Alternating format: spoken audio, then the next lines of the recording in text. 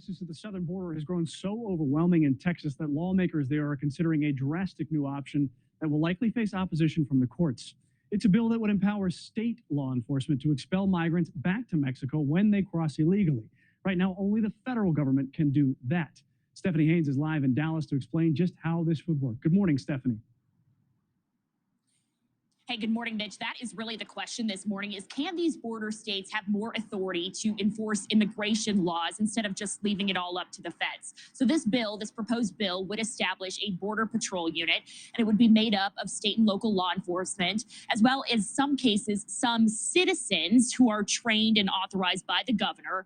An invasion would have to be declared, and these officers could post up along the border and, quote, repel and return migrants back to Mexico if they are caught in the act of crossing illegally. The bill would also allow the unit to, quote, use force to detain known cartel operatives, all to the extent the bill says that this is consistent with U.S. and state constitutions as well as federal immigration laws. Last fiscal year, Border Patrol encountered a record 2.3 million migrants along the entire southwest border. Supporters of this bill say giving this option to local law enforcement could help ease the burden on Border Patrol. Opponents say this is political posturing and don't see it becoming reality.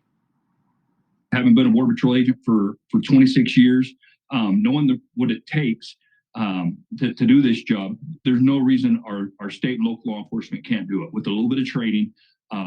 With the right authorities. The problem is, it becomes a little prejudicial and it's very controversial and most likely would not succeed as they're trying to take federal powers. I reached out to the lawmaker who wrote the bill and haven't heard back, but he did write on social media, quote, "This is a bold new approach." Back in 2012, the Supreme Court actually did step in on a state immigration law. It was in Arizona, and they partially struck down parts of that law, but allowed the part of the law to allow police officers to ask about immigration status while doing